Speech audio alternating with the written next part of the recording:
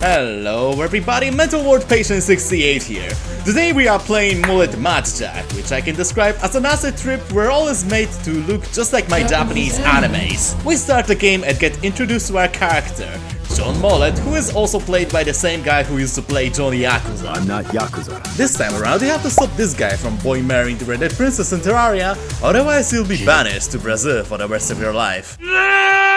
Gameplay loop is extremely shrinkable but absolutely fantastic at the same time. We have to traverse through 9 floors to get to the boss, who is usually a joke more funny than an actual schedule. In between those bosses you have to go through more and more intricate torture chambers used on people who commission inflation fetish art, of course all within 10 seconds, which you can extend by either drinking soda or banning robots. After you clear each floor, you pick one of 3 upgrades which are unlocked gradually throughout the game, like the bulldozer upgrade, which upgrades you into my favorite shonen protagonist, Thomas the Tank Engine.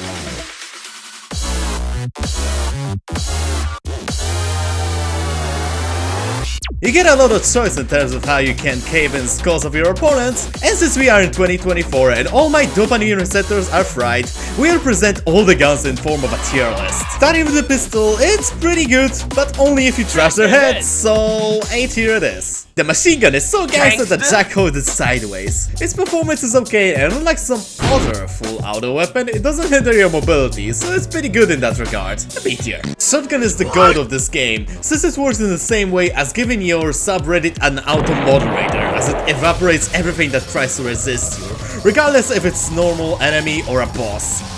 No cap, S tier for real sigma of this game. Swords are an amazing weapon, being able to deal with most of the boss by slicing them in half. And in addition, you can also possess the ancient Yakuza essence of sword throwing. All in all, both are great weapons, but the Sneakers outclasses them in functionality and damage, so Fire Sword lands in D tier and the Ice one lands in Half-Life Gimmick tier. For the next one, I want you to do a little exercise. I want you to imagine what can be good about plasma rifles and boomer shooters.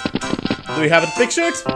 Great, because this one is absolute garbage. It deals fuck all damage, its fire rate is as slow as COD Zombie speedruns, and worst of all, it pushes you back for whatever reason. M tier. Last but not least, we have the railgun, which deals what can be politely described as fat tons of damage, but as a trade-out it's extremely and because of it, every time I try to use this weapon, I die because of lack of dopamine.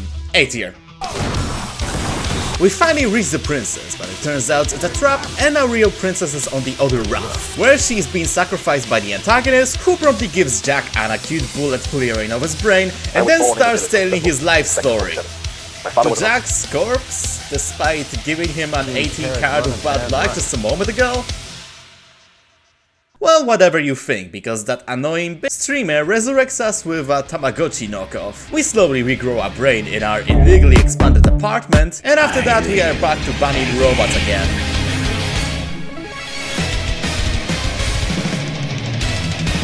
From this point onward, bosses are actually pretty good if it comes to variety.